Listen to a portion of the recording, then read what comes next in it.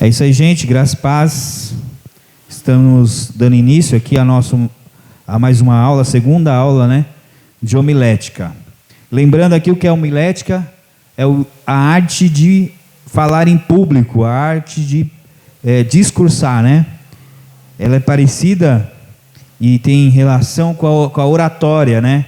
Você falar em público, você se gesticular, como você se portar, como você usar as palavras, como você usar o tipo de palavra adequada a cada público. Nós, na semana passada, falamos um pouco a respeito de como você escolher um sermão. Nós falamos um pouco sobre o que é sofisma, né?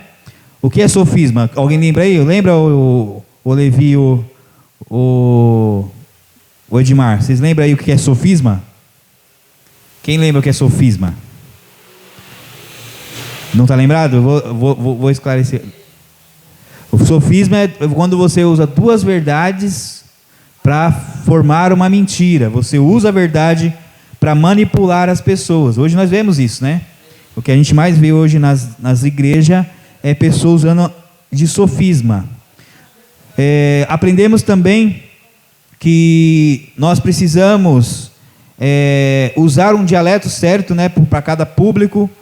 Se for um público com a cultura mais culta, nós temos que usar uma linguagem mais culta. Se for um público mais humilde, de pouca escolaridade, de pouco entendimento, a gente tem que usar uma palavra mais comum, né? E aí a gente falamos de usar também uma linguagem universal, que é uma linguagem onde todos compreendem, todos entendem o que está sendo falado. Então nós falamos sobre a esse respeito na semana passada. Passamos um pouquinho o que vai ser o nosso curso. O nosso curso vai ser, as nossas aulas serão aulas que vai ajudar a gente a formalizar um sermão, né? A montar um sermão, a como a gente vai escolher um sermão, como a gente vai produzir esse sermão, como a gente vai dividir esse sermão, quais são os tipos de sermãos que a gente tem. E hoje nós vamos entrar um pouco sobre a estrutura do sermão, como que a gente vai estruturar alguns sermões.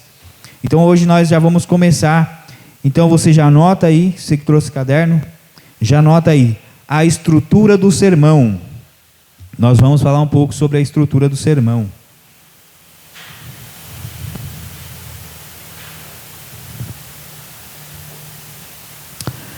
Nós hoje não estamos trazendo hoje no nosso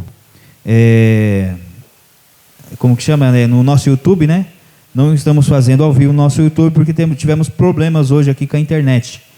Mas sexta-feira que vem esse problema já estará resolvido e nós voltaremos a fazer o nosso estudo online e você pode trazer as suas dúvidas, né? Logo nós já estaremos, já está no Face? Compartilhou no grupo? Então, quem estiver nos assistindo no Facebook do Edmar, né, pode fazer as perguntas aí. Vamos embora, então? Vamos orar para a gente começar o nosso estudo. Senhor, meu Deus, meu Pai, queremos, Senhor, entrar na Tua presença. Primeiramente, Deus, te agradecendo, Deus, pelo dom da vida, te agradecendo, Deus, por esse dia. Nos abençoa, Deus, nesse estudo, Senhor. Nos instrua para que nós possamos levar a Sua palavra às pessoas, que essa palavra chega, Deus, e que ocupa e que cumpra o resultado a qual o Senhor enviou. Usa cada pessoa que está estudando aqui, Deus, como um evangelista, como aquele que prega a Sua palavra. Prepara ele, Senhor, segundo os Seus preceitos, segundo a Tua vontade, segundo os Seus decretos, que eles possam ser, Deus, pregadores, Deus, que vai mudar vida, transformar vidas, Pai, e que o propósito do Teu Evangelho se faça e permaneça. Em nome do Pai, do Filho e do Espírito Santo. Amém. Irmãos, aquele leitor mais familiarizado com o estudo sobre a pregação, certamente já tem algum contato com algum tipo de estrutura. Nós falamos isso a semana passada. Algumas pessoas já têm um estilo, né, de pregação, já tem um estilo de montar. Eu vou montar aqui, eu vou fazer um esboço aqui, vou pegar esse texto, vou fazer esse sermão. Eu não sei se o Edmar vai querer falar para nós. O Edmar, que já pregou algumas vezes, né? Edmar, como que você monta o seu sermão? Como que você projeta? Você quer dividir para a gente aí? Não precisa ficar envergonhado não, que a gente está aqui para aprender, né? Tá com o microfone aí? Dá o microfone para mim.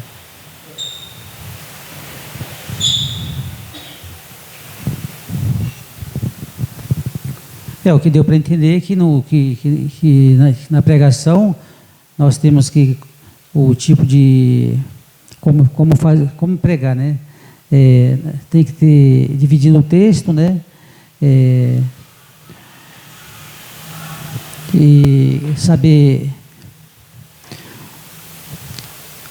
Olha, irmão, eu ainda não sei explicar direito ainda, tá bom? Não, quando você vai pregar, como que você usa a sua como que você costuma fazer para dividir os textos lá? Como que você escolhe um texto e aí como você faz o trabalho lá? Você vai anotando algumas coisas? Como que você faz?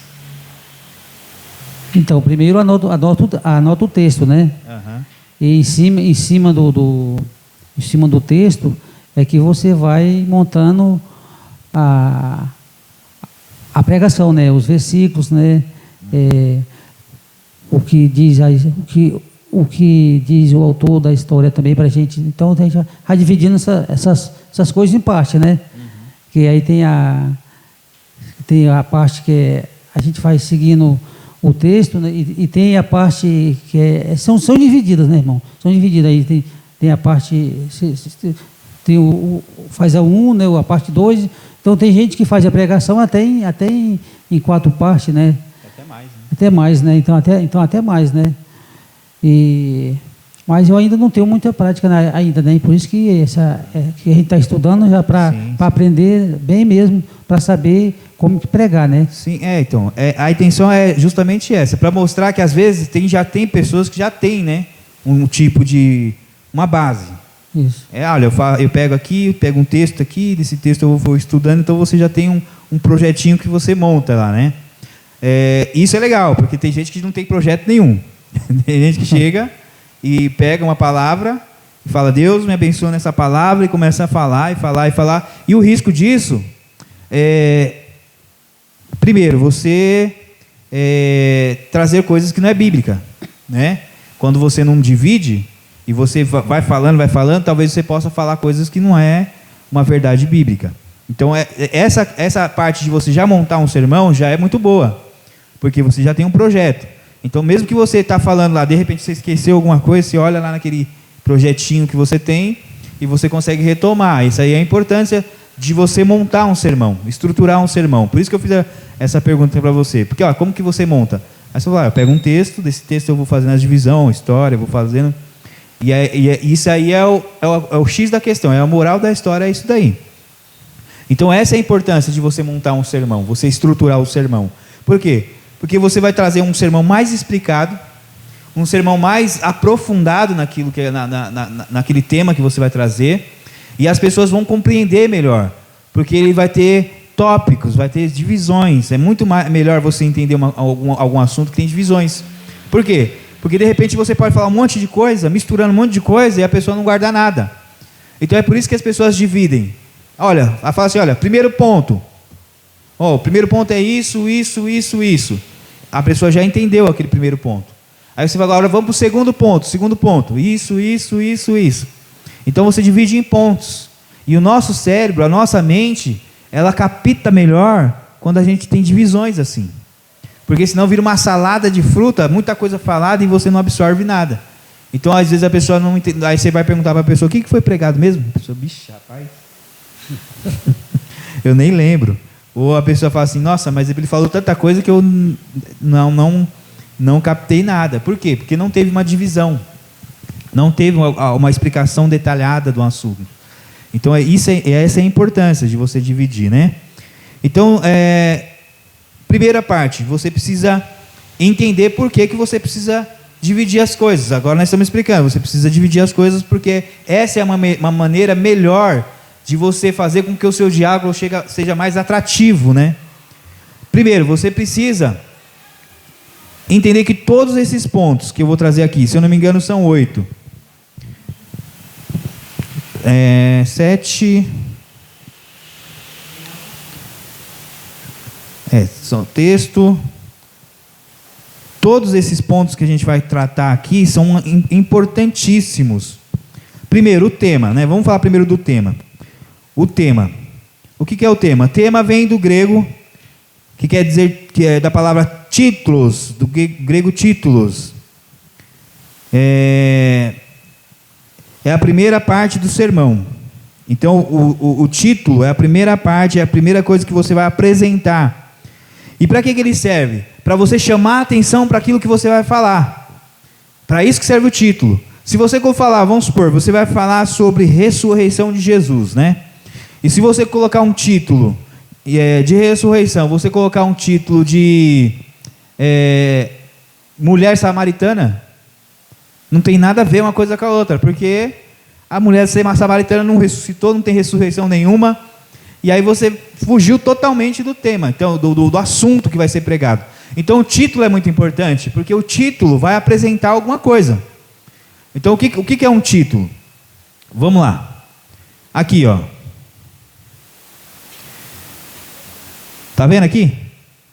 Homilética. Então esse é um título. Quando fala de homilética, você já sabe, olha, vai falar sobre pregação. Então o título, ele precisa estar apresentando para as pessoas aquilo que vai ser falado, aquilo que vai ser mostrado. Então a pessoa já vai focar naquilo que vai ser falado. E aí você fala assim, e depois do título? Depois do título vem o tema. Qual é o tema que está sendo apresentado aqui, ó, para vocês entenderem? O título, homilética, né? E o tema? Estrutura do sermão. É o tema que a gente vai tratar.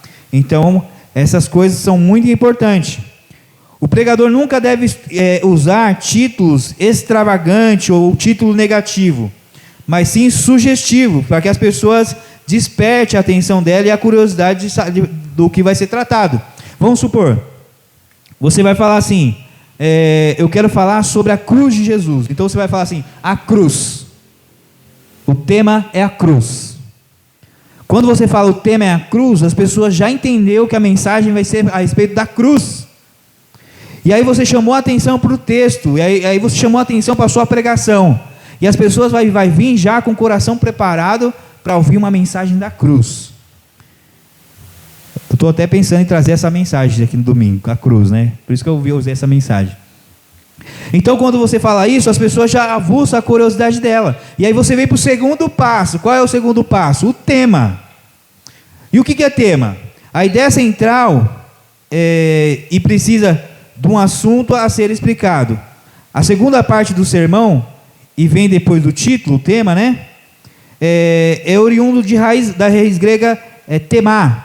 O verbo te teme, ou ponho, ou guardo, ou coloco, deposito, e significa algo que está dentro, guardado, depositado. Ficou meio confuso? Vou explicar. Primeiro você coloca o título.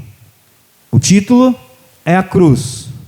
E o tema, você vai apresentar o assunto que vai ser tratado a respeito da cruz. O que é o título é a cruz, mas qual é o assunto que vai ser tratado?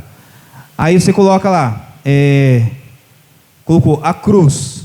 Aí você coloca a cruz de Cristo traz vida. Esse aí é o título, esse aí é o tema que vai ser tratado. Então você traz aquilo que vai ser, o assunto que vai ser tratado. A cruz é o título, o tema vai falar sobre a crucificação de Jesus. E aí você pode colocar a crucificação de Jesus, ou você pode falar o assunto que você vai tratar. Está confuso? Tem alguma dúvida aí, Odmar? Primeiro o título. Sim, primeiro é o título. Primeiro o título, né? Depois... Sim, primeiro é o título. O título vai apresentar a mensagem central.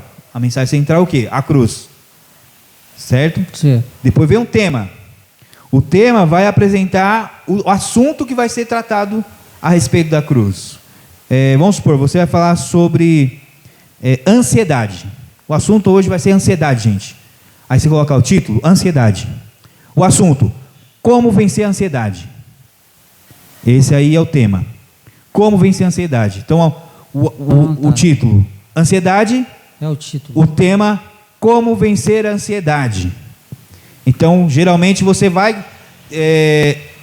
algumas pessoas usam, eu gosto muito de usar, acho que os irmãos já prestaram atenção, que eu uso o tema o resto da pregação inteira.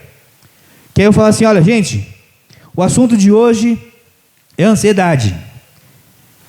E o tema é como a gente vai vencer a ansiedade, como que a gente faz para vencer a ansiedade. Então eu vou levar isso aí o resto da pregação.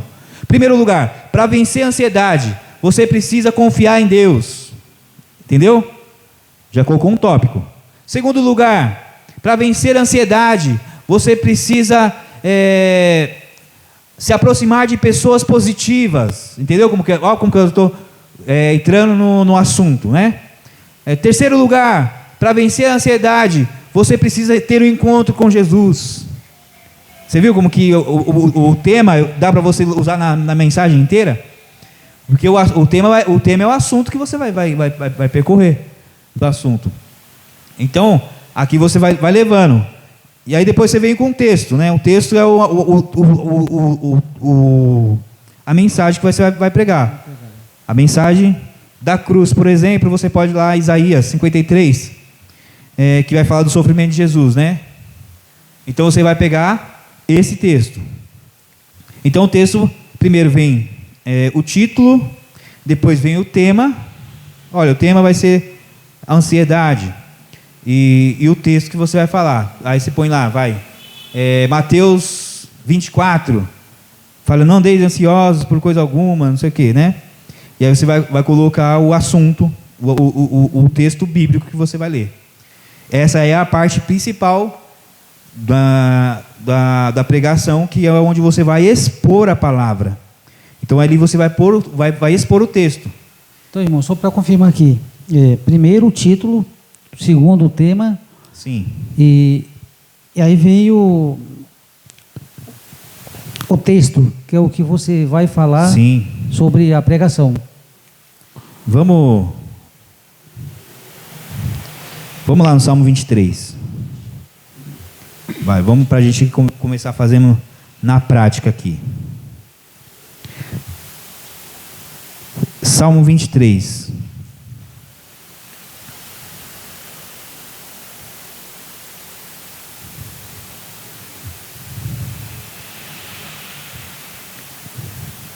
Então, o título, ele pode ser a própria mensagem. Vamos supor, é o título, Salmo 23.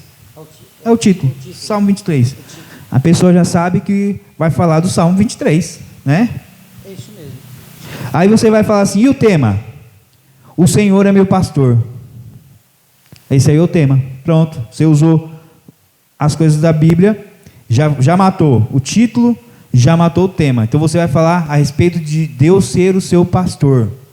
Então essa vai ser a nossa mensagem. E aí você vem descorrendo aqui. Agora vai a parte do texto, né? Em seu uso comum, eu estou lendo aqui, viu gente? Em seu uso comum, texto é tudo aquilo que está escrito. Na homilética, texto é a porção bíblica que se toma como fundamento de um sermão, de acordo com Severiano Pedro. Dependendo da natureza do sermão, o texto pode sofrer alterações no uso da pronúncia, né? Então tem gente que pega um texto e pode mudar o rumo do texto, não pegar aquele texto bíblico. Vamos supor, está falando, o Senhor é meu pastor e nada me faltará, e ele descorrer para os outros textos da Bíblia e vai falando outros textos, dando outros fundamentos. Alguns já usam de outra forma, texto expositivo, né? Ele vai expor aquele texto e é a partir daquele texto que ele vai trazer as ministrações. E a gente tem alguns sermões, né? Tem o sermão textual, que ele vai pegar o texto e vai decorrer através do texto a sua pregação. Tem o texto expositivo, que ele vai expor versículo por versículo. Esse aqui eu acho perfeito, é o melhor que existe, né? Expositivo. Que é o expositivo. Tem o sermão temático. O sermão temático é quando você pega um tema. Eu falei aqui sobre depressão, é um tema, é um temático, Não é um texto bíblico, né? Então você vai fazer um tema. Qual é o tema? O tema é depressão. Então, é um sermão temático. Você vai pegar um tema e vai pegar fundamentos bíblicos para trazer para edificação e para trazer à luz da Bíblia aquele tema. Tem o sermão analítico, né? Que você vai analisar algumas coisas bíblicas a respeito daquele assunto, daquele tema que você trouxe. E tem o sermão extemporâneo, que você vai trazer também para naquele tempo lá e vai trazer um sermão a respeito do tempo. E tem também o sermão por ocasiões específicas. Nós temos hoje Páscoa, então o assunto do nosso sermão hoje vai ser a respeito de Páscoa. Então vai ser um assunto específico para aquele dia. Hoje é o Dia dos Pais, então nós vamos trazer um sermão do Dia dos Pais. Então tem esses tipos de sermãos aí que a gente fala, né? Então aqui, voltando aqui para o nosso Salmo 23. Então a gente tem um título, a gente tem o tema. Qual é o tema? Vocês estão espertos. Senhor é meu pastor. O Senhor é meu pastor, tá vendo? Qual é o título? Salmo 23. Salmo 23. Então o tema é: o Senhor é meu pastor. Então aí eu vou começar a fazer o quê? Introduzir a palavra. Introduzir. Qual é a introdução? A gente vai falar sobre isso agora. Introdução, marca aí. Introdução. Introdução é a maneira que você vai começar a sua mensagem. Como você vai dar início à mensagem. Isso é muito importante. Porque você não consegue prender a atenção das pessoas no começo. Se você não conseguir prender a atenção das pessoas no começo, vai ser muito difícil depois você chamar de novo a atenção das pessoas. Então, a introdução é muito importante. A introdução é a chave da mensagem. Por quê? Porque você está começando aquela mensagem. Quando a pessoa vê quando você começou aquela mensagem, é uma coisa que chama a atenção, a pessoa fala: tem coisa boa para vir aí. Eu quero ver o final dessa mensagem. Então, se você fala assim: olha, gente, a introdução, né? Você pode usar Salmo 23, você pode usar na introdução. Fala: gente, a nível de introdução eu quero trazer para vocês aqui como que é uma ovelha. Você já se perguntou? Essa interação com o público é muito importante. Por quê? Porque você está colocando a igreja para prestar atenção no que você está falando. Aí você fala assim: irmão, você já prestou atenção numa ovelha? Eu já estudei sobre isso, eu quero compartilhar com vocês. Pensa como que é uma ovelha.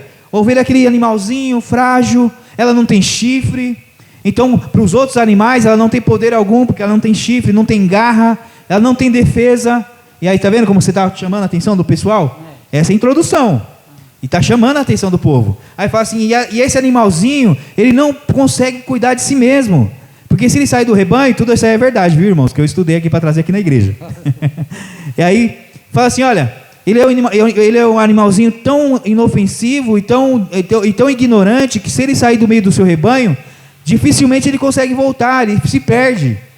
E se ele se perde, ele vira predador de lobos, né? Devoradores, aqueles lobos que vão de outros animais predadores, e provavelmente ele vai morrer. Ele é um animal que tem aquelas lãs dele, né? E depois você vai entrar, tudo isso aí você vai entrar no texto. Ele tem aquelas lãs, que é o atributo da ovelha. Ela é valiosa por causa das suas lãs.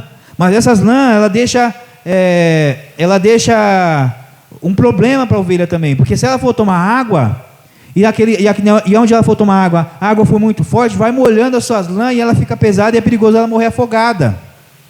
E aí você vem trazendo, você vê como que isso aí vai chamando a atenção do pessoal. E o pessoal quer saber mais, né? O que vem disso aí?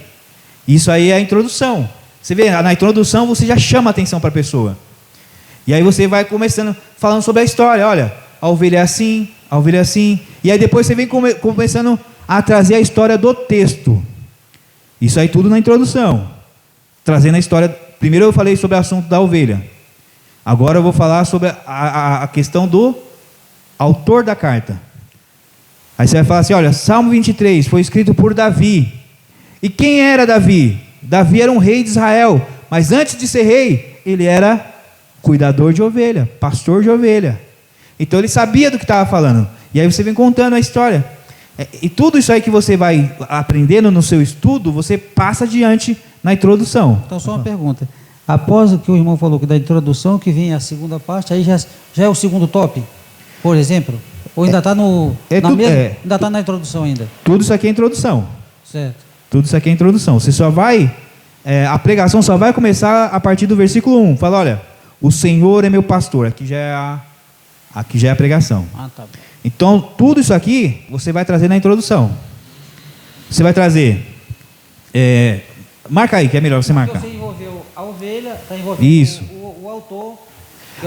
O que é importante? Analisar o texto. O que tem no texto? Tem um pastor, primeiro, um pastor. Pastor. Segundo, a ovelha, certo? Isso. Aí você vai lá, tem a ovelha, tem o pastor, tem a ovelha. Terceiro, isso daí vai ser o objeto de estudo de vocês, porque isso aí que você vai trazer na introdução. Aí você vem trazendo autor. Quem é o autor? O rei Davi. Rei Davi, isso. E por que ele está falando aquilo? Porque ele tinha uma vivência, ele conhecia a história de uma ovelha. Sim. Então todas essas coisas vai ser objeto do seu estudo. Você vai estudar o Salmo 23, igual eu estudei para trazer aqui. E aí eu vou lá olhar assim e falar assim, o Senhor é meu pastor. Ele está olhando como uma ovelha. Então, aí você vai ficar, como que era uma ovelha? Eu sou caminhoneiro, não sou cuidador de ovelha. Então, para me saber, eu preciso estudar. Então, eu vou lá estudar como que é um comportamento de uma ovelha. Aí eu fui estudando, aí vou estudando. Aí eu vou falar, olha, aí você vem falando do autor, né? Aí você vem falando do autor de Davi. Davi era um cuidador de ovelha, então já explica muita coisa aí. E aí você vai se colocar agora no lugar de Davi. Eu vou me colocar no lugar de Davi. Eu estou orando para Deus e falando para Deus que eu sou como uma ovelha. E aí você já começa a entrar na pregação, né? Você fala assim, olha, e Davi era cuidador de ovelha. Então ele olha para Deus, e você está preparando para entrar na pregação. Então ele olha para Deus e fala assim, Deus, você é como eu com essas ovelhas. Tá vendo como que aí você começa a entrar no texto? Deus, o Senhor para mim é como eu sou com essas ovelhas. Eu sou para o Senhor como essas ovelhas para mim. Um ser ignorante, um ser frágil, um ser que não tem capacidade de cuidar de si mesmo. E aí você entra no texto, aí você começa a entrar no texto. Aí você fala assim, gente, vamos entrar no texto. Primeiro, o Senhor é meu pastor. Aí você começa a entrar no texto, né? Bom, vamos seguir aqui a apostila, né? Senão eu vou passando na frente das coisas. Então, primeiro a gente está na introdução, viu, gente? Marca só a introdução, depois a gente vai no restante. Tem alguma dúvida de introdução? Não, agora deu para entender bem o que é introdução, né? Primeiro é a iniciação antes de falar do texto. Antes de você falar do assunto da Bíblia. Isso, da Bíblia. Você vai falar sobre qualquer outro assunto, histórico, a respeito do que está falando da ovelha aqui no caso, né? Olha, o que era uma ovelha? Como que a ovelha se comporta? O que era? Igual no caso que nós falamos de Nicodemos, né? Isso. Você tem o texto lá de João 3,16. Então você não vai pegar no texto direto, você vai falar primeiro sobre o contexto. Olha, Jesus estava passando por tal lugar, Jesus estava fazendo isso, aquilo outro, Jesus estava fazendo milagres, as pessoas estavam seguindo Jesus, e Jesus estava lá, ele encontrou um homem, esse homem chamava Nicodemos, e quem era Nicodemos? Nicodemos era um homem assim, um homem que era estudado, um homem que era um homem da lei, Então você vai trazendo a história do assunto, daquele assunto todo, né? E aí você fala assim, olha, e aí a gente entra no texto. Aí quando você fala a gente entra no texto, aí começa a pregação. Então, geralmente, quando você for ver eu falando assim na pregação, agora eu estou ensinando meus truques para vocês. Quando você vê eu falando assim, gente, agora a gente vai entrar no texto. Entrando no texto agora, aí eu estou começando a pregação. Entrando no texto agora, olha, Deus amou o mundo de tal maneira, aí eu já estou entrando no texto. Como que é o amor de Deus? Para você entender como é o amor de Deus, você precisa entender primeiro quem somos nós, né? Nós somos assim, nós somos pecadores, nós somos isso, somos condenados e tal. Mas o amor de Deus é maior, não sei o quê. Aí você vem trazendo sobre o amor de Deus. Então você vê como que, para você entrar no texto, você primeiro precisa contar a história. Porque senão fica vago. A pessoa não vai entender o assunto. Ué, mas por que ele estava falando com esse cara à noite? Por que ele tinha que falar com esse cara escondido? Por que esse cara foi a Jesus escondido? Né? E aí você vai contando essa história, você vai colocando a pessoa dentro da história, do contexto. É diferente. Ele, no caso, ele tinha um motivo, né? Por isso foi escondido, porque já tinha um, né? Sim. Então já tem que procurar saber tudo sobre isso nessa parte. Sim, e aí você vai colocando no seu tópico lá e vai marcando as coisas principais que você não pode esquecer. Vamos supor, olha, eu preciso falar que Jesus estava fazendo isso aqui antes. Olha, eu preciso falar que Jesus estava fazendo isso aqui. Ele fez milagre com fulano de tal, ele fez não sei o que, não sei o que. E depois, a gente vai falar depois do encerramento da palavra, todos os tópicos que você usou, você pode usar no encerramento. Entendeu? Que aí você vai falar, olha, Jesus primeiro curou um fulano de tal, e Jesus curou um cego. Antes de chegar lá, Jesus tinha curado um cego. Antes de chegar ali, Jesus fez um milagre não sei aonde. Antes de sei do que, fez um milagre daquilo outro. Aí depois, quando você fala do amor de Jesus, você fala sobre a cruz, sobre o arrependimento, a pessoa se render a Jesus. Aí você fala, porque esse mesmo Jesus, ele continua a mesma coisa. Assim como ele curou aquele homem lá que eu falei no começo, ele pode curar a sua vida, trazer uma nova esperança. Entendeu como que você pode ligando todas as coisas? Então tudo é aproveitável. Tudo é aproveitado. Tudo que você fala, depois você pode usar lá na frente. Então é muito legal. Por isso que é bom a gente ter essas divisões. Você pode voltar a hora que você quiser. Vamos supor, você está aqui. Olha, você estou aqui na introdução, eu falei sobre a ovelha, né? A ovelha que tem o problema do pelo dela, né? Olha, o pelo dela é o atributo, mas também é uma dificuldade, porque onde ela passa, molha aquele pelo dela e a corrente pode levar ela e ela morrer afogada. E aí você pode usar, olha para você ver como que você pode usar, quer ver? Deitar-me faz em águas tranquilas, guia-me mansamente em águas tranquilas. Jesus, ele nos guia em águas tranquilas, porque aquela ovelhinha que a gente viu no começo, viu como que eu estou ligando? Aquela ovelhinha que a gente viu no começo, que era frágil e que poderia se afogar nas águas correntes, Jesus leva a andar por águas tranquilas. E às vezes a gente anda como uma ovelha e a gente está às vezes com a água está querendo nos abater, os problemas muito, as coisas são difíceis e as águas ficam turbulentas. Muitas vezes a água quer nos levar, mas Jesus, ele como bom pastor, ele nos chama de novo, pega a gente no meio das correntes de água turbulentas e nos coloca em águas tranquilas, porque ele é Deus para fazer isso. Aí a gente pode trazer, viu como que a gente traz? É mesmo, irmão. A gente traz lá do começo, no meio da pregação. Então a pregação é toda interligada. É toda interligada. Então a gente está aqui, ó. Vamos lá. A tese agora. Marca aí a tese. Vocês estão marcando bem? Levi, tá bom para pregar aí?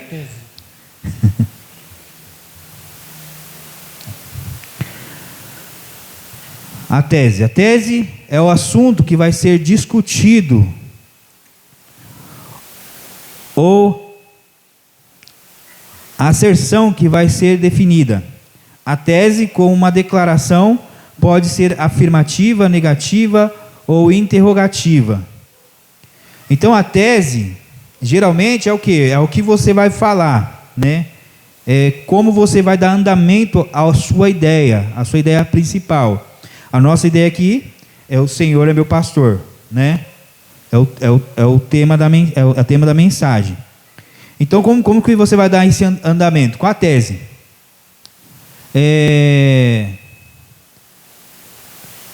O Senhor é meu pastor e nada me faltará. Se o Senhor... Então você vai fazer com uma pergunta, ele está falando aqui, ó, você pode fazer uma declaração, eu declaro isso. Uma afirmativa, Deus é o nosso pastor e a gente precisa fazer isso. Ou você pode fazer uma pergunta. No caso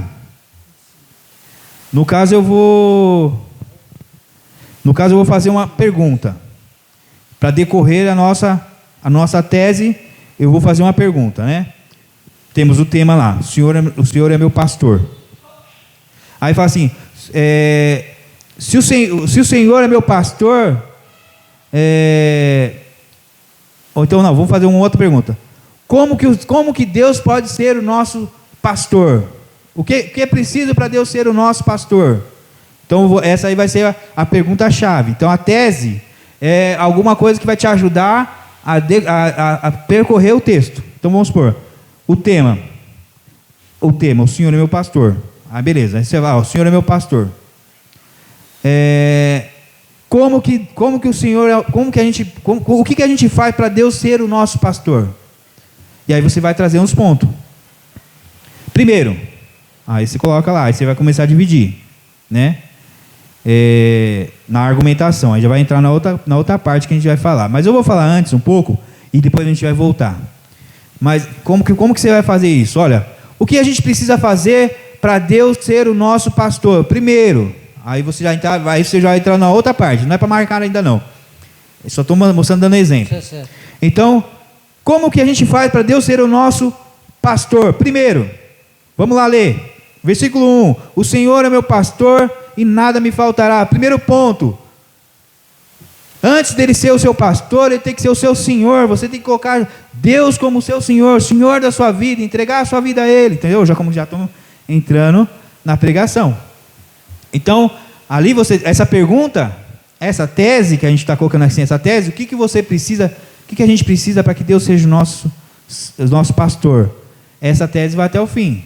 Então, essa aqui é a tese. Primeira parte, para Deus ser o nosso Senhor, a gente precisa colocar Ele como o nosso pastor. A gente precisa colocar Ele como Senhor, né? E nada me faltará. Peraí. Então, primeiro ponto, você precisa colocar Ele como Senhor. Aí você vai colocando os temas. Vamos lá, vamos pular para o outro agora. Argumentação ou assunto.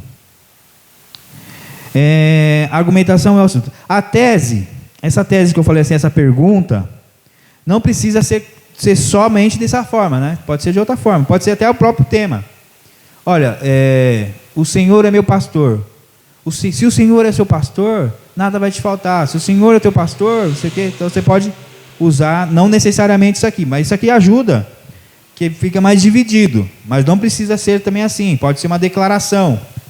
Olha, ou às vezes nem precisa ter, né? Às vezes nem precisa ter. Olha, o Senhor é meu pastor e nada me faltará. O que não vai faltar? Então essa parte, o que não vai te faltar? Pode ser essa também a tese. Nada te vai faltar o quê? Não vai faltar descanso, não vai faltar refrigério, não vai te faltar ânimo.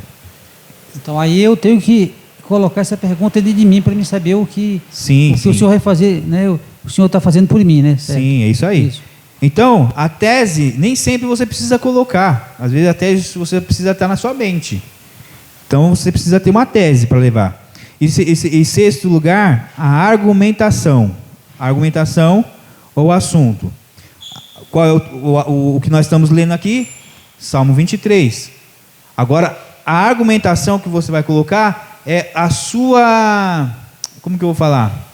A sua fala, né? A sua interpretação, essa é a palavra correta, a sua interpretação do assunto que está sendo decorrido, né? É a parte mais extensa do sermão, pois é nela que o pregador expõe os resultados das pesquisas e discute as hipóteses a fim de validar o seu argumento. Na homilética, essa parte é a mais importante do sermão, pois é a que lhes dá conteúdo e a razão de ser e o propósito do sermão. Então, aqui nós vamos fazer o quê? Agora nós vamos expor o texto, vamos pregar mesmo, agora você vai pregar. Então você vai trazer agora tudo que você tem, tudo que você estudou sobre o texto, agora você vai trazer. Então vamos aqui, Salmo 23.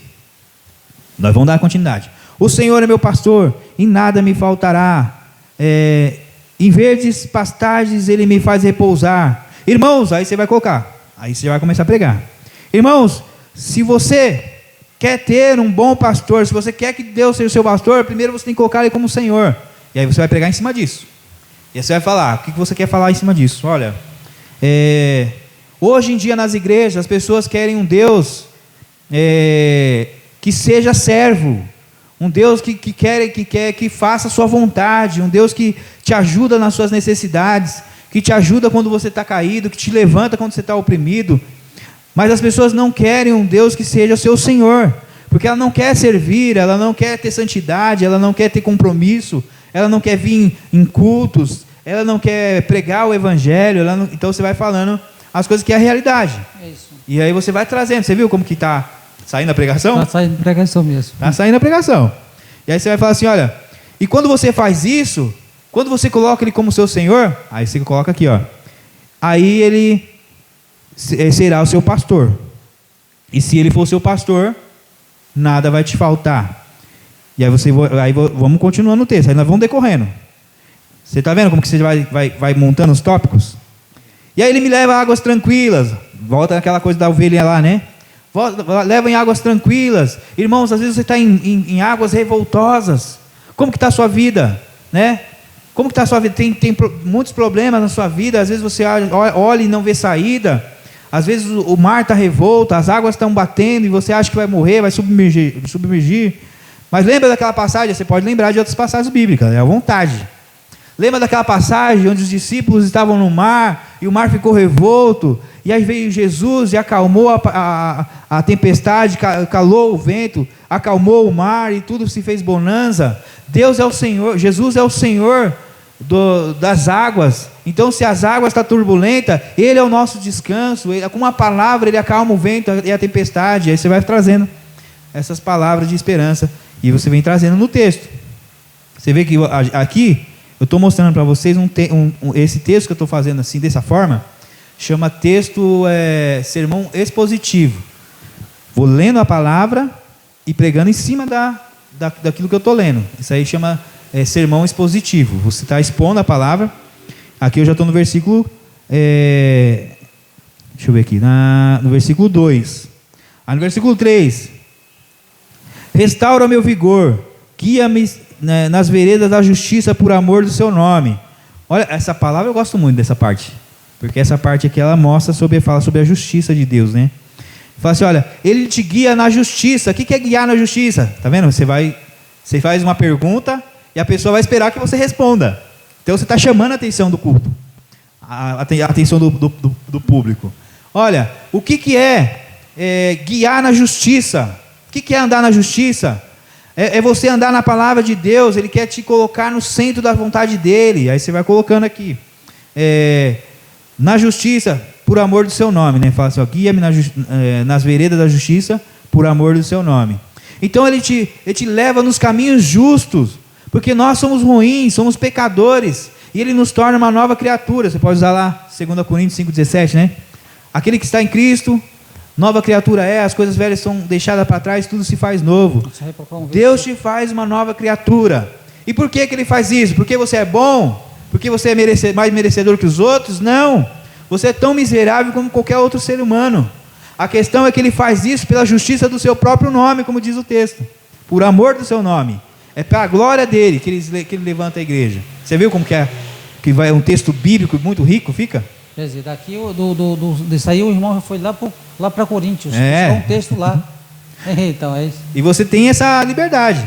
Por isso que eu falei, Edmar, você conhece já a Bíblia, então você já tem um meio caminho andado. Por quê? Porque você está falando aqui, olha, quando você vai falar de justiça, lembra dos outros textos, onde fala de justiça.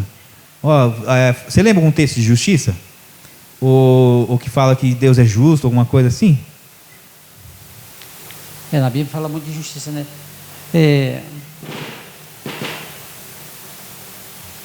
Irmão, tipo assim, no momento tem bastante texto que fala da justiça de Deus, né? O Senhor, né?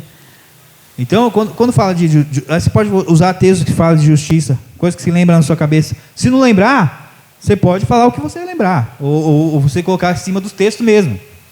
Mas se você lembrar de alguma coisa, coloca, que isso aí vai deixar o texto mais rico, desde que seja bíblico, né?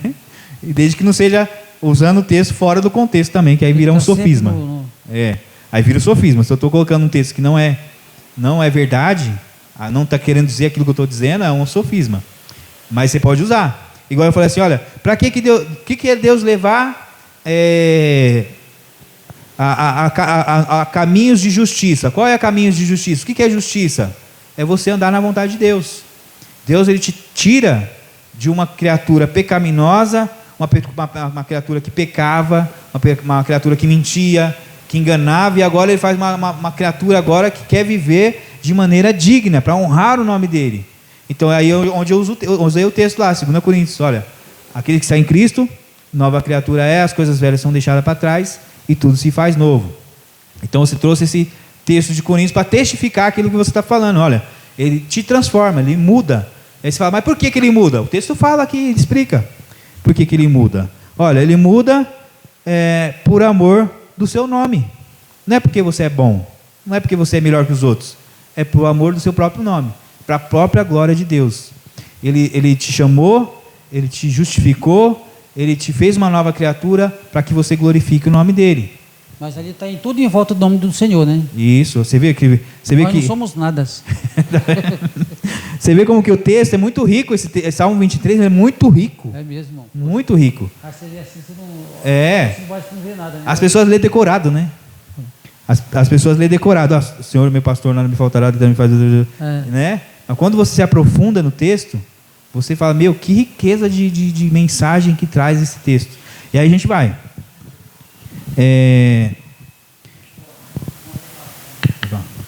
Então, eu queria saber uma coisa. O Salmo 23 fala assim, andasse pela... Não, peraí. Fala para...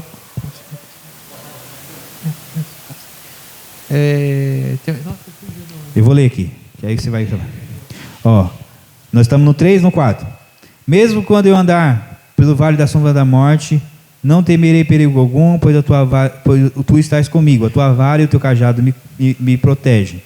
Prepara-te um banquete para mim à vista dos meus inimigos. É isso aí que eu queria falar. Essa aqui? Essa parte aí. Então, aqui. O Salmo 23 fala isso, e no Salmo 1 fala para não bem-aventurado vendo que não anda segundo o conselho dos ímpios, nem se aceita no caminho dos escarnecedores. Então, aí tem dois tipos de roda. Primeiro, a roda dos escarnecedores. E aí ele fala, prepara uma mesa na presença dos meus inimigos. Primeiro vamos no Salmo 1. O que é sentar na roda dos escarnecedores? É participar da iniquidade do outro. Não quer dizer que você não pode ter um contato com quem é pecador, porque todo mundo peca. Agora, quando você se assenta à roda, o assentar na roda é a mesma coisa de você ter uma comunhão com a pessoa. É você comer com a pessoa. A gente faz a nossa festinha aqui lá em cima. A gente não senta na mesa e a gente come junto e participa da alegria do outro. É você ser participante da iniquidade do outro. Então, se você se sentar na roda dos escarnecedores, é você participar dos escárnios dele. Então, se o cara lá deita com um monte de prostituta e vai lá, vai, Levi, vamos lá comigo, você vai, você está se assentando na roda dos escarnecedores. É esse o sentido da história. Já aqui, que ele fala assim, olha, prepara-se uma mesa para mim na presença dos meus inimigos. O que quer dizer isso, prepara uma mesa? Será que ele vai colocar uma mesa lá e os caras lá querendo matar ele, vai fazer uma mesa para comer? Não. O sentido de mesa ali é de festa, festejar, é banquete. Então, quando tem um banquete na cultura judaica, essa expressão era usada para falar assim, olha, eu quero festejar na presença dos meus inimigos, ou seja, eu quero triunfar, eu quero que os meus inimigos vejam a minha vitória. Então ele está falando é nesse sentido. No caso, Deus honrou aquele personagem. Sim. Ele fala assim, ó, prepara para mim uma mesa na presença dos meus inimigos e meu cálice transborda. O cálice transbordante lá é uma questão, era como se fosse honrar. Então, olha, você faça com que eu ganhe as batalhas, coloque os meus inimigos debaixo dos meus pés, é mais ou menos isso que ele está querendo dizer. Faça com que eu ganhe as batalhas e eu vou me sentir honrado pelo Senhor. Mais ou menos essa seria uma tradução. Chegaria a ser uma ostentação ou não?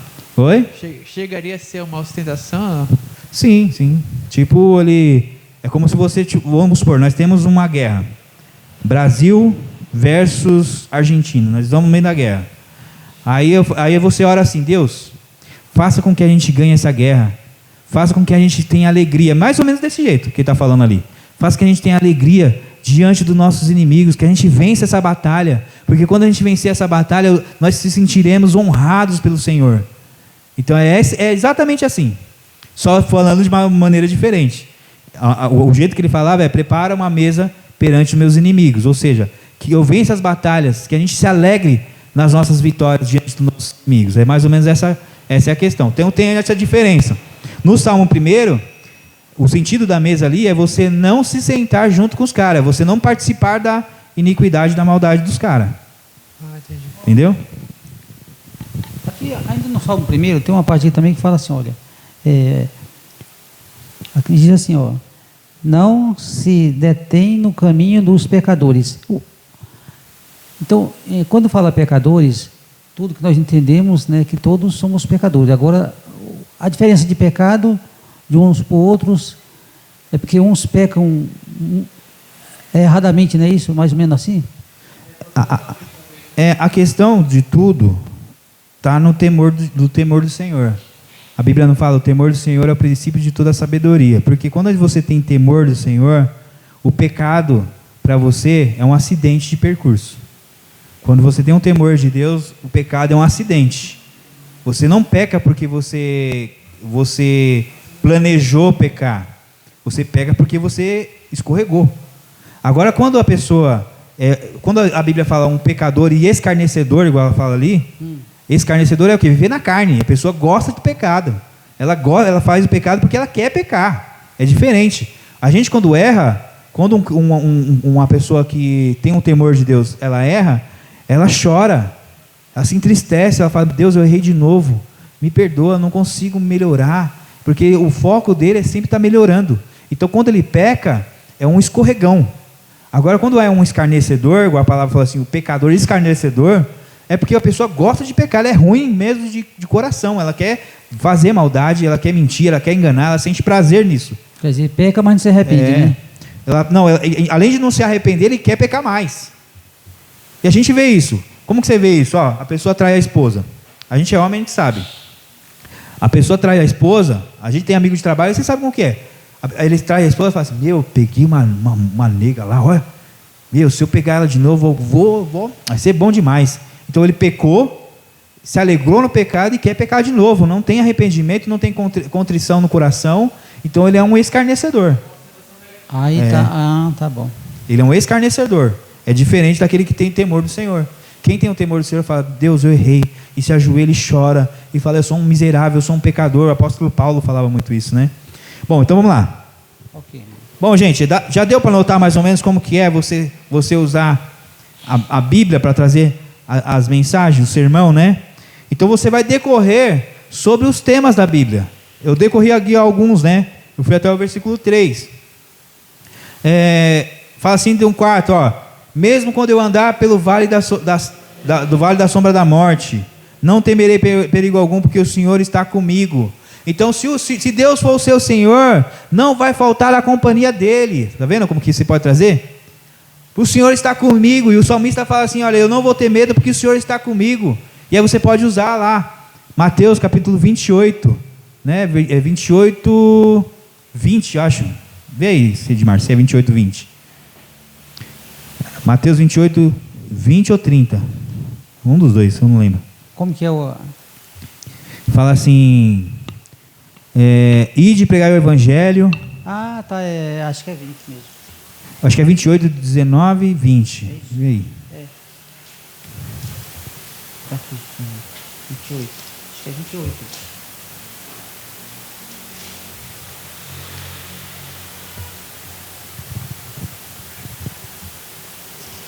Eu só acho aqui, irmão.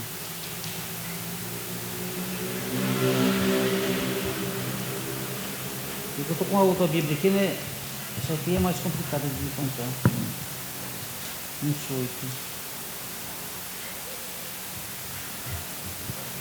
Eu tenho que ver na outra Bíblia. Deixa eu ver. Mas acho que essa parte é 28 e 29. 20. Esse é 28, 19. Deixa eu ver aqui.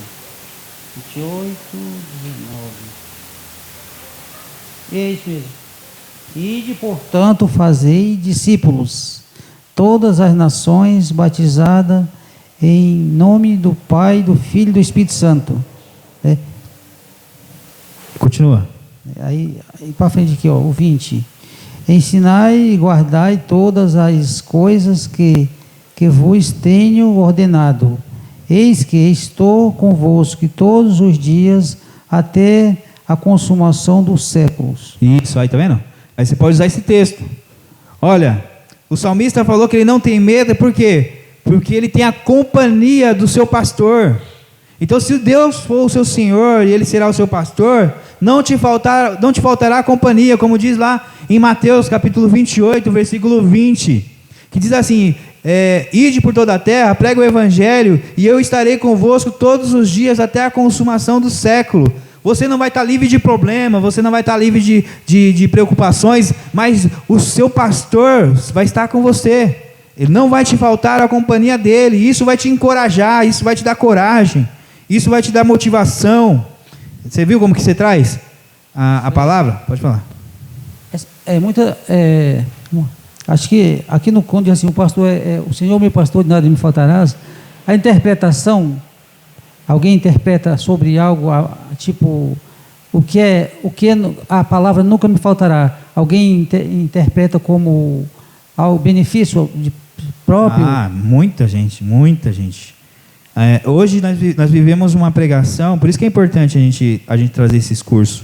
Por quê? Porque hoje em dia as pessoas querem trazer uma pregação que chama a atenção das pessoas, para ela mesma. Então a teologia chama isso de pregação antropocêntrica. O que é antropocêntrica? Antropocêntrica quer dizer o homem no centro. Então, quem é o centro da pregação é o próprio homem. E isso aí vira uma pregação até atraente para a pessoa que está ouvindo. Se eu falar assim: olha, irmãos, se o Senhor for o seu pastor, não vai te faltar nada. Não vai te faltar emprego, não vai te faltar comida, não vai te faltar dinheiro, não vai te faltar casa, não vai te faltar nada. Se o Senhor for o seu pastor, não vai te faltar nada. A Bíblia falou: nada me faltará. Se é nada, é nada. É legal você falar uma pregação dessa, mas não é isso que o texto fala. Parece, mas não é. A Bíblia, ela tem começo, meio e fim. E toda mensagem bíblica tem começo, meio e fim. Ele fala assim: o Senhor é meu pastor e nada me faltará. O que é esse nada? Ele vem colocando. Qual é o nada que ele está falando? Olha, nada me faltará. Vai te fazer o quê? Verdes passagem, ele vai te fazer repousar. Não vai te faltar isso. Então, as coisas que ele fala que não vai faltar, ele vem explicando depois, ponto por ponto.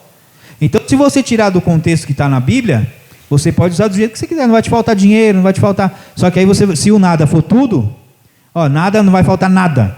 Então também não vai te faltar luta, não vai te faltar dor, não vai te faltar tribulação, não vai, né? Se não vai te faltar nada, porque é só nada bom.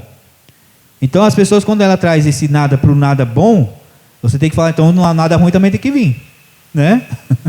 Então não vai te faltar briga em casa, não vai te faltar separação no lar, então não é isso que o texto está falando. O texto está falando que nada vai te faltar o quê? Não vai te faltar descanso, não vai te faltar pastos verdejantes, não vai te faltar a companhia do pastor, do bom pastor. Então essas coisas que ele está falando aqui não vai te faltar. Então é muito importante que você seja fiel à palavra que está falando. Porque se você não for fiel à palavra, você vai trazer uma heresia tremenda para a igreja. E outra, e você vai estar usando sofisma, você está usando uma verdade bíblica para inventar uma mentira para trazer pessoas para a igreja. Não é legal você ouvir uma mensagem dessa? Ou se eu chegasse aqui em vocês aqui e falar: irmãos, o Senhor é o pastor e nada vai te faltar. O que você deseja? É um carro? Não vai te faltar. O que você deseja? É uma casa nova? Não vai te faltar. Se Ele é o seu pastor, não vai te faltar. A Bíblia fala. É bom de ouvir, não é? Quem não quer? Mas são coisas boas, né? Mas é mentira. É mentira. Vou tá mentindo para vocês, enganando. Eu não estudei, não gastei meu tempo de faculdade para trazer mentira para as pessoas. Eu quero até que Deus me repreenda um dia que eu fazer isso aí. Se for isso aí, que Deus me deixa mudo. Para de falar, já falou muita coisa. Né? A gente tem que falar a verdade bíblica. E a verdade bíblica não é essa. A verdade bíblica, e já é muito mais rica do que isso. Se você for ver, só aqui que nós lemos aqui, você viu que maravilha que Deus está falando? Olha, ele vai ser seu pastor, vai te trazer proteção. Se você estiver se afogando nas águas, ele vai te trazer para perto dele, vai te proteger, a proteção de Deus. Quer coisa melhor? E aí aqui nós estávamos lendo aqui, falando assim: olha, não vai faltar companhia. Imagina você numa guerra, né? Que a nossa vida é uma guerra. Imagina você nessa guerra sem Deus. Mas não, ele garante, fala: olha, se eu for ser o Senhor, eu vou ser seu pastor e jamais vou me afastar de vocês. Estarei convosco todos os dias da sua vida até a consumação. Jesus está com você, Levi, todo dia. Naquela luta que você chega revoltado lá, fala, eu estou revoltado com isso, aquilo, outro. Jesus está do seu lado. Nas angústias da sua vida, Jesus está do seu lado. Nas tristezas que você está lá, Jesus está do seu lado. Não é bom isso? Quer coisa melhor? Que dinheiro que pague isso? E está dando livramento, né, irmão? Né? Então, a Bíblia por si só, ela traz bênçãos muito mais ricas do que qualquer dinheiro pode pagar. Então, quando você traz uma pregação de dinheiro, você pode até agradar a pessoa, mas quando ela passar por uma dificuldade, aí já era. Aí Deus não presta, Deus é mentiroso. Ela não vai falar que é o pregador que é mentiroso, ela fala, Deus é mentiroso, porque Ele prometeu para mim que nada ia me faltar na Bíblia, e agora está me faltando. Então Ele mentiu para mim, então eu não vou mais para a igreja, não quero mais saber de igreja. Você vê como que uma mentira pode trazer uma condenação, porque a pessoa largou a fé, largou da igreja porque você falou mentira para ela, e ela acreditou porque está na Bíblia. Olha, aqui está escrito, o Senhor é meu pastor, nada me faltará. E aí você usou aqui essa mensagem para trazer uma mentira. Então é muito triste a gente ver isso acontecer.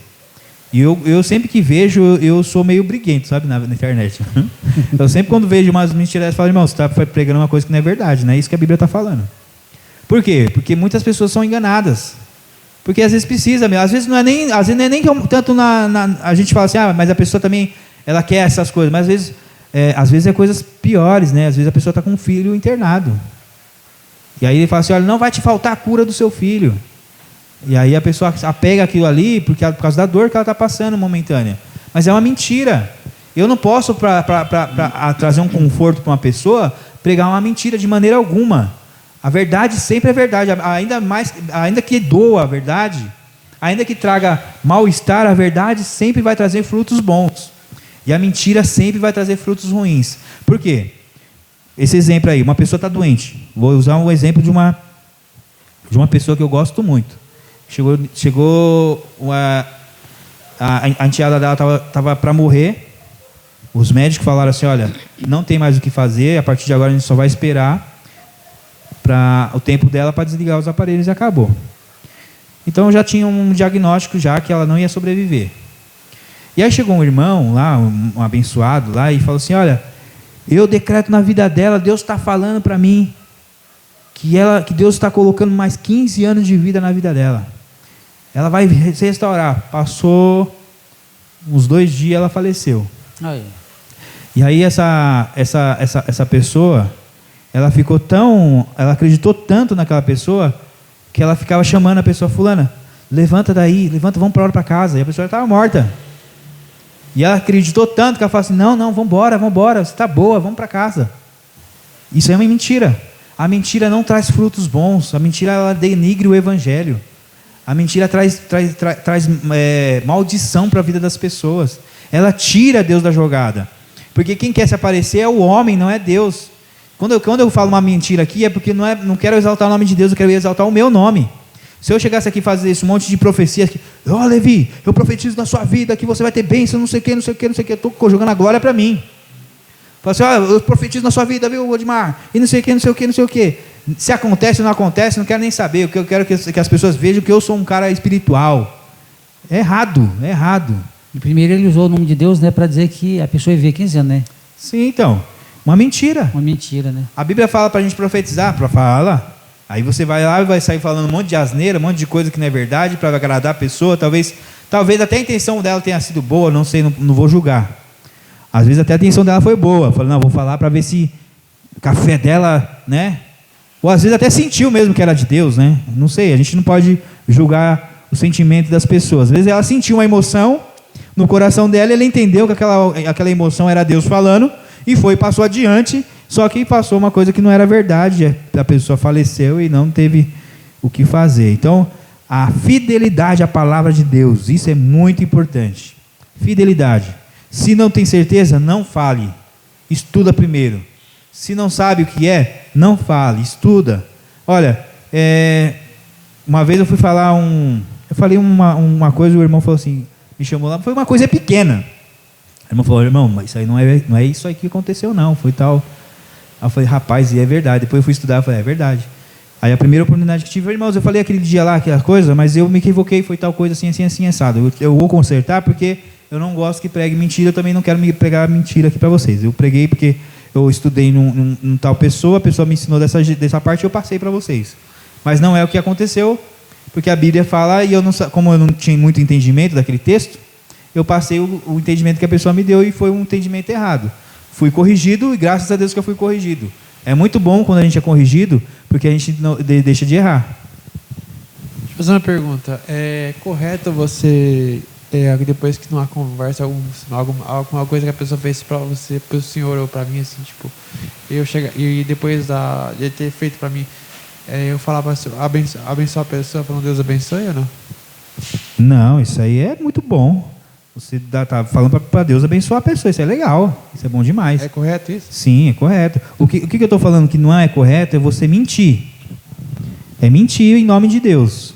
Tudo que é mentira, em nome de Deus, é pior ainda, né? Porque você está usando Deus para falar uma mentira. Então, você falar que Deus abençoe a pessoa, é verdade, você quer que Deus abençoe a pessoa. E nós devemos falar isso. A palavra de Deus fala que nossa boca tem que ser uma boca que fale coisas boas, né? Que traz palavras de vida e não de morte. Então a gente precisa abençoar as pessoas. Nós estamos nessa terra para abençoar pessoas mesmo. Então isso aí é muito bom.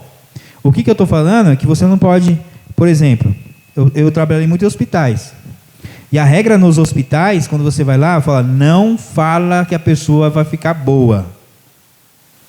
Não fala isso. Fala, Deus vai abençoar a sua vida. Deus vai fazer. Não promete cura se você não sabe. Você não sabe, não promete. Porque as pessoas estão na hora mais frágil da vida dela. Então qualquer fagulha de esperança ela vai agarrar com todas as forças.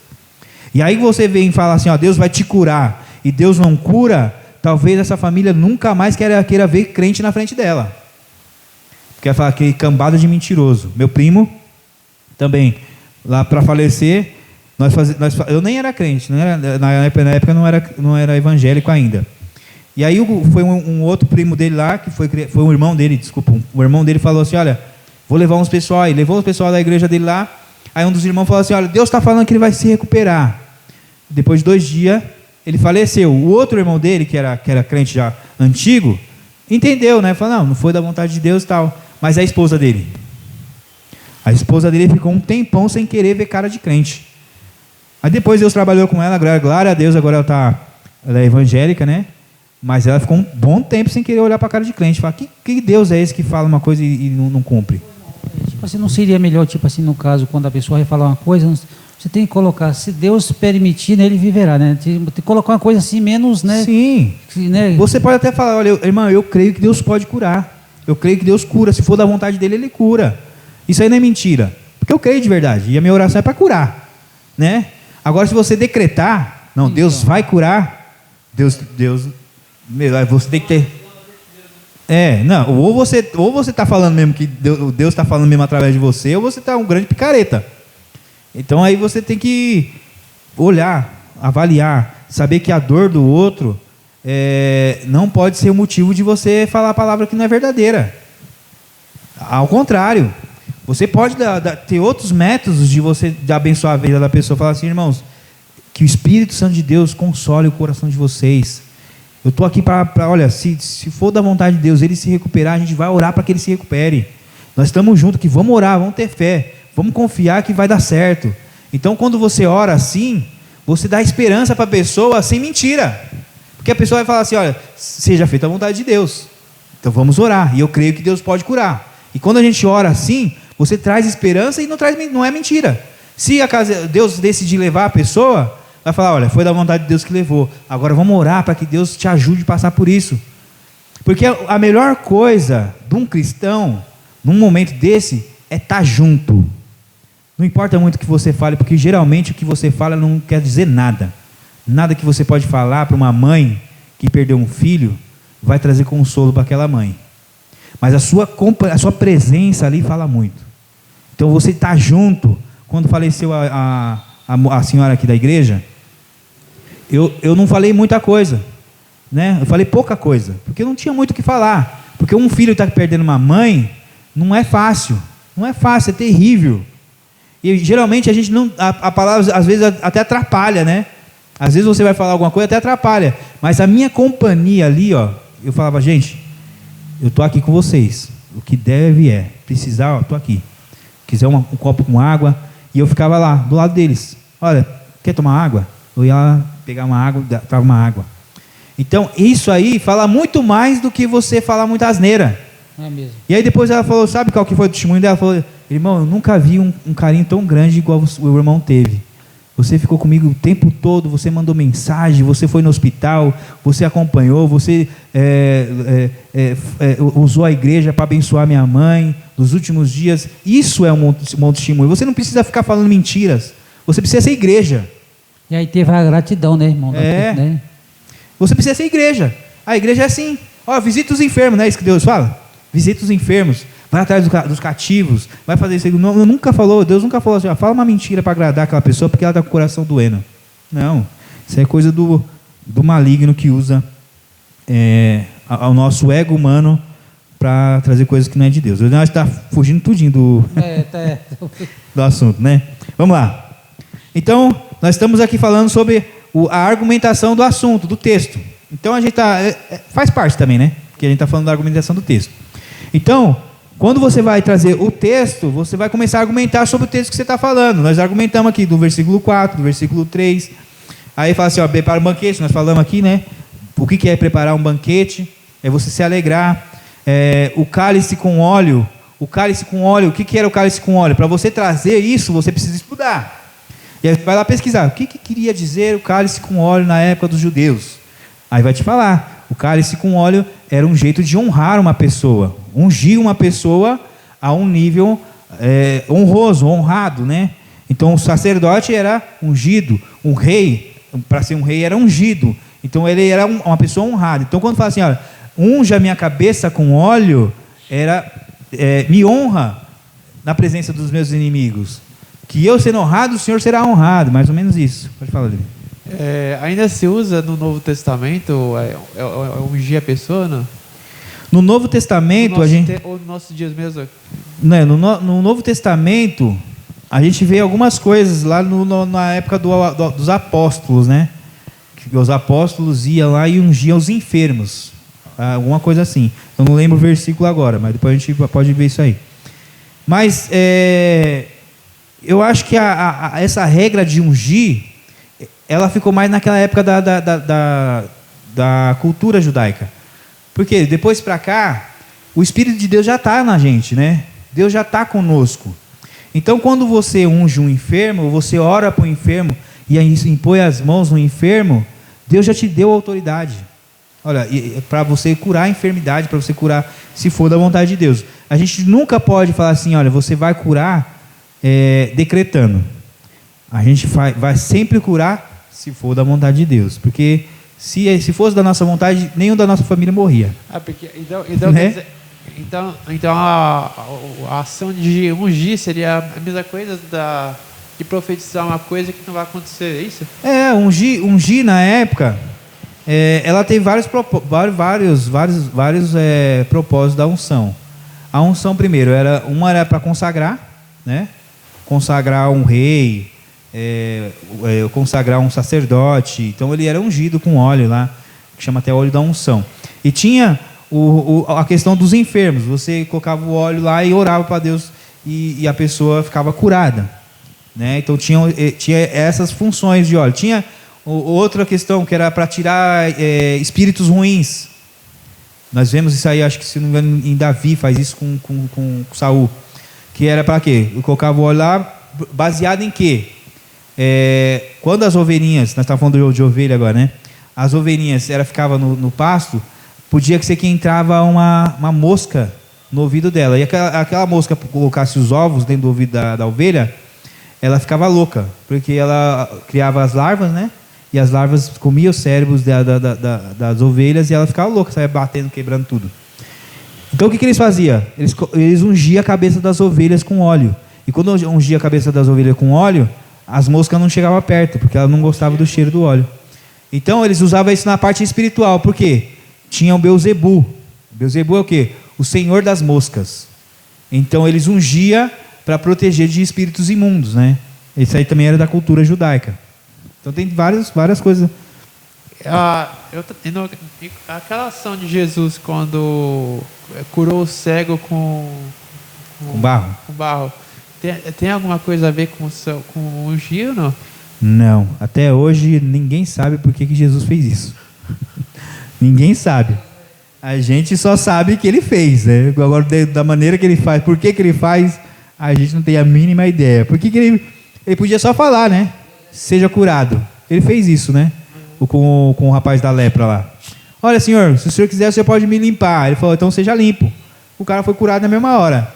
Agora o outro não. O outro tive que cuspir na lama, fazer uma lama lá, passar no olho do cara, mandar o cara lavar, para depois o cara ser curado. Por que ele fez isso? Não sei.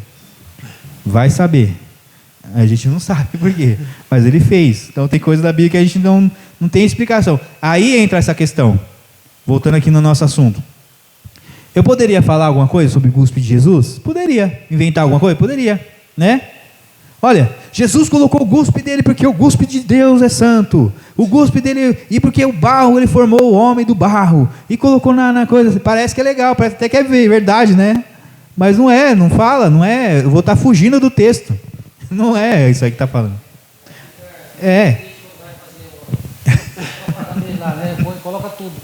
Coloca, mistura tudo, né? Vira uma salada. Então você vai estar trazendo uma coisa que não tem nada a ver com o texto. Até bíblico. Deus fez o homem do pó da terra, fez o barro, né? Formou o homem do barro, então ele pegou o barro e colocou no olho do homem para restaurar o barro, que não. Mas aí você está forçando o texto não fala isso. E aí você está trazendo uma mentira. Se você for olhar ao pé da letra, isso aí, né? Que Deus fez a gente do barro da terra e curou o cego com barro. Então, mas faz sentido. Mas não é verdade. Você não pode falar que é porque não sabe, o texto não fala. Então o que a Bíblia não fala, a gente não pode falar. Por quê? Porque a gente não sabe. Então o que a gente não sabe, a gente não pode falar. Já deu a hora, né? Bom, então vamos só falar aqui um pouco sobre a conclusão. E aí a gente vai encerrar. Então, nós estávamos falando sobre a argumentação do assunto. E agora a gente vai falar um pouco sobre a conclusão. Ou vamos deixar para depois? Vamos deixar para depois, né? Tem bastante coisa para a conclusão. Sobre a argumentação, que eu não anotei direito aqui. Então, a argumentação é exatamente isso que nós estamos fazendo aqui. A argumentação é você falar sobre o texto. Falar sobre o texto. Igual nós estávamos falando aqui, ó. Guia-me mansamente em águas tranquilas. Esse é o texto. Qual é a argumentação disso? Você vai trazer uma argumentação sobre o que você está lendo aqui.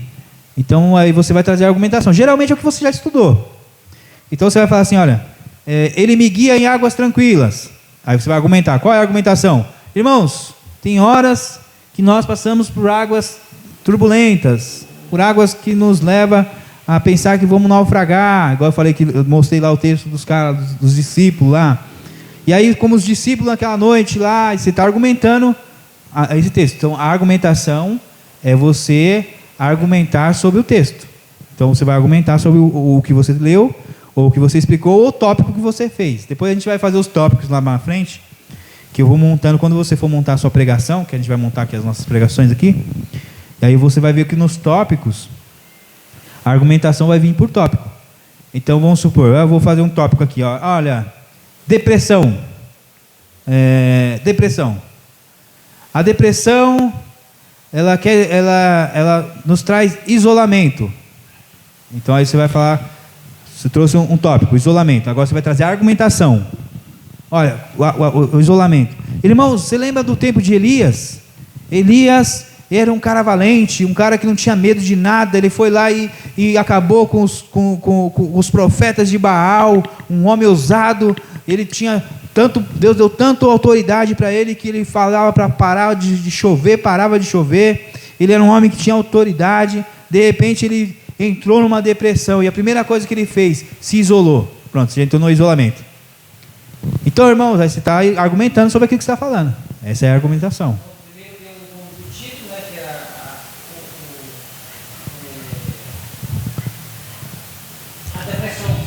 Sim.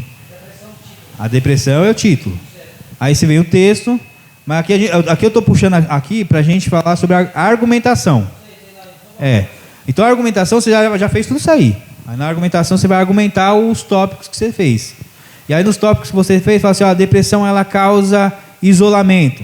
E aí você vai falar, olha, Elias ele ficou lá e tal, ele se isolou, entrou numa caverna. Você está argumentando sobre o tema, sobre o assunto, então você está argumentando. Então a argumentação é isso aí, você vai argumentar. E aí você vai falar assim, olha, a depressão, vamos para o tópico. A depressão causa vontade de morrer. E aí você fala assim, olha, aí você vai argumentar sobre isso. Olha, vontade de morrer. Irmãos, talvez você esteja aqui hoje, só Deus conhece seu coração. Talvez você esteja com vontade de tirar sua própria vida. Talvez você nada mais faz sentido. Aí às vezes você está falando com o coração para a pessoa estar daquele jeito mesmo.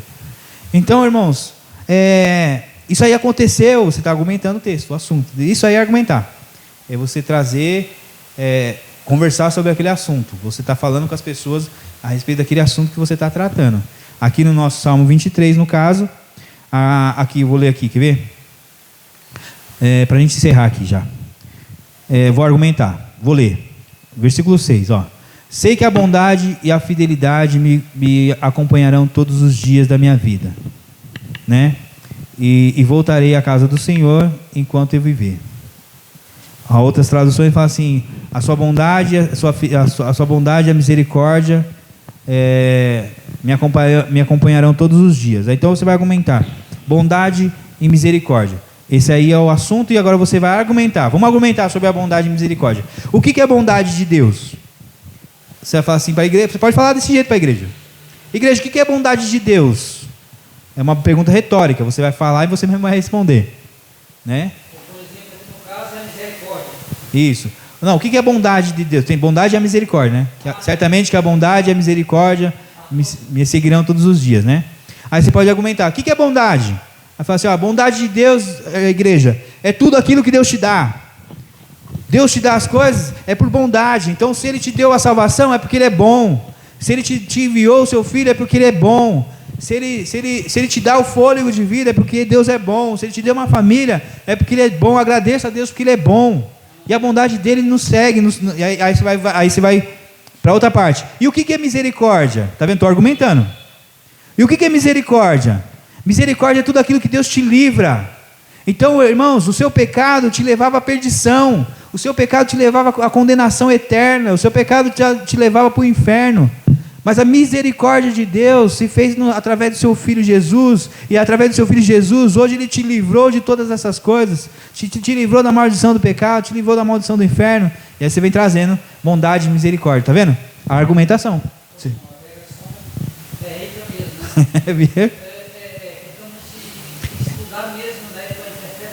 Então, a argumentação é o foco. O principal é a argumentação, porque ali você vai trazer o Espírito Santo, deixar o Espírito Santo falar com a igreja, através daquele texto. Deixa Deus falar. Não fica com vergonha não, fala mesmo. Deus, olha, o que é misericórdia? Estuda o que é misericórdia, estuda pequenas coisas, pesquisa, a misericórdia é isso. O que a Bíblia fala de misericórdia, né? Olha, a misericórdia de Deus veio para nós porque a gente era pecador, a gente estava indo para o inferno, a gente estava indo. Então, tudo isso você traz na argumentação. E depois a gente vai falar sobre a conclusão no outro dia. Depois a gente faz um breve resumo na outra aula, para a gente não esquecer, para fixar na mente da gente. E aí a gente continua na conclusão. O que é a conclusão? Para que serve? E como que a gente vai encerrar a nossa pregação toda, né? Então, irmãos, não sei se foi bem esclarecedora, né? Acabamos pregando o Salmo 23 todinho aqui. Olha, é por isso que é bom a gente estar presente, saber participar, porque a gente vai entender muito